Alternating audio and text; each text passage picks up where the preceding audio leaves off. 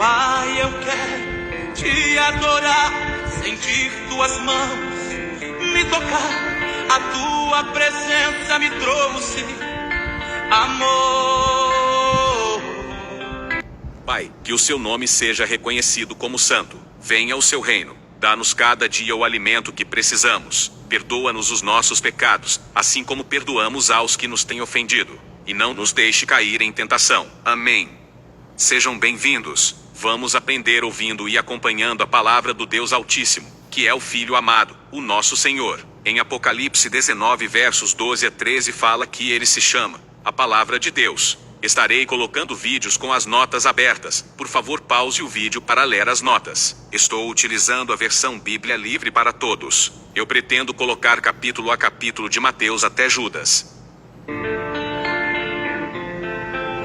Depois que Jesus terminou de falar, ele e os seus discípulos atravessaram o riacho de Cedron, onde havia um jardim, onde Jesus entrou com eles. Judas, o traidor, conhecia o lugar, pois Jesus sempre ia até lá com os seus discípulos. Então, Judas levou uma tropa de soldados com ele, além de guardas dos chefes dos sacerdotes e dos fariseus. Eles chegaram até lá, carregando tochas, lampiões e armas. Jesus já sabia tudo o que aconteceria com ele. Ele foi encontrá-los e perguntou: por quem vocês procuram? Eles responderam: Jesus de Nazaré. Então, Jesus lhes disse: sou eu. Judas, o traidor, estava em pé com eles. Quando Jesus disse: sou eu, eles recuaram e caíram no chão. Então, ele novamente lhes perguntou: quem vocês procuram? E eles novamente responderam: Jesus de Nazaré. Jesus respondeu: eu já lhes disse que sou eu. Então, se eu sou quem vocês procuram, deixem que esses outros vão embora. Estas palavras cumpriram o que Jesus tinha dito antes: eu não perdi nenhum daqueles que você me deu.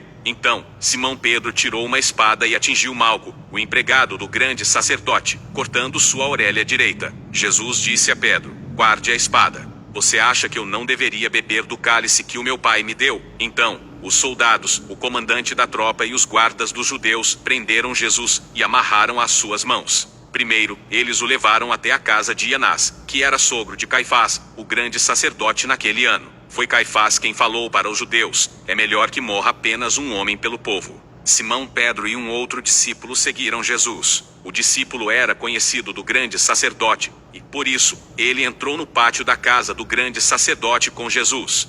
Mas Pedro ficou do lado de fora, próximo à porta. Então, o outro discípulo que conhecia o grande sacerdote foi e falou com a empregada que cuidava da porta, para que deixasse Pedro entrar. A garota perguntou a Pedro: você não é um dos discípulos daquele homem? Pedro respondeu: eu não sou. Estava frio, e os empregados e os guardas estavam perto de uma fogueira, que fizeram para se aquecerem. Pedro ficou perto deles para se aquecer também. Então, o grande sacerdote, Anás, perguntou a Jesus a respeito dos seus discípulos e sobre o que ele havia ensinado. Jesus respondeu: eu tenho falado publicamente a todos. Eu sempre ensinei nas sinagogas e no templo, onde todo o povo judeu se reúne. Eu nunca disse nada em segredo. Então, por que você está me fazendo essas perguntas? Pergunte para as pessoas que me ouviram o que eu lhes disse. Elas sabem o que eu disse. Quando Jesus disse isso, um dos guardas, que estava próximo a ele, deu um tapa em seu rosto e disse: isso é maneira de falar com o grande sacerdote?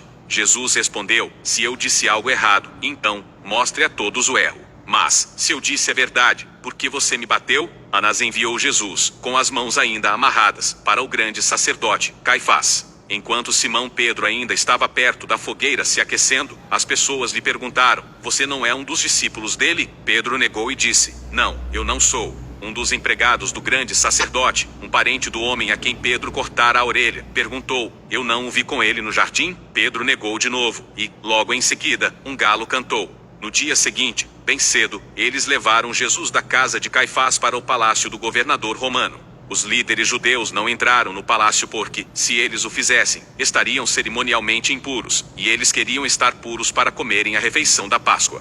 Então, Pilatos saiu para encontrá-los. Ele perguntou: do que acusam este homem? Eles responderam: se ele não fosse um criminoso, nós não o teríamos trazido até o Senhor. Pilatos lhes disse: então, levem este homem e o julguem de acordo com a sua lei. Os judeus responderam: nós não podemos matar ninguém. Assim se cumpriu o que Jesus tinha dito sobre como ele morreria. Pilatos entrou novamente em seu palácio. Ele chamou Jesus e lhe perguntou: você é o rei dos judeus? Jesus respondeu: esta pergunta é do Senhor mesmo? Ou foram outras pessoas que falaram para você sobre mim? Por acaso eu sou judeu? Pilatos disse. Foi o seu próprio povo e os chefes dos sacerdotes que o entregaram a mim. O que foi que você fez? Jesus respondeu: meu reino não é deste mundo. Se fosse deste mundo, os meus seguidores lutariam para que eu não fosse entregue aos judeus. Mas o meu reino não é daqui. Depois, Pilatos perguntou: então você é rei? Jesus respondeu: é o Senhor quem diz que eu sou rei. A razão de eu ter nascido e vindo para o mundo foi para falar a verdade. Todos aqueles que aceitam a verdade prestam atenção no que eu digo. O que é a verdade? Ao dizer isso, Pilatos saiu e disse aos judeus: eu considero que ele não é culpado de crime algum. No entanto, segundo o costume de vocês, eu liberto um prisioneiro na Páscoa. Vocês querem que eu solte o rei dos judeus? Eles gritaram: não, ele não. Nós queremos que solte Barrabás. Barrabás era um criminoso. João capítulo 18.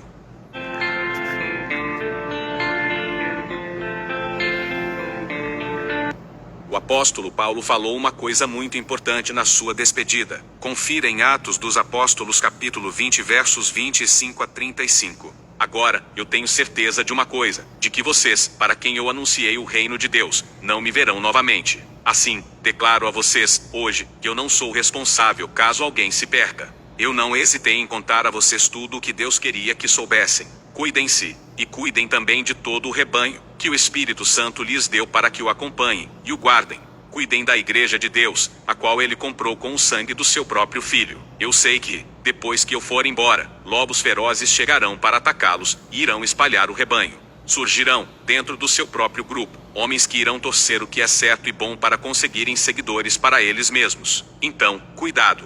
Não se esqueçam de que, por 3 anos, eu os ensinei por dias e noites, derramando lágrimas por vocês. Agora, eu os deixo aos cuidados de Deus, e com a mensagem de sua graça, Ele que é capaz de fortalecê-los, e de lhes dar a herança que pertence a todos os que se mantêm firmes com Ele. Eu nunca desejei a prata, o ouro ou as roupas de ninguém. Vocês sabem que eu trabalhei com minhas próprias mãos, para suprir tudo o que eu e os que me acompanhavam precisávamos. Em tudo o que fiz, mostrei-lhes que devemos trabalhar para ajudar os mais fracos, sempre nos lembrando das palavras do Senhor Jesus: há mais felicidade em dar do que em receber.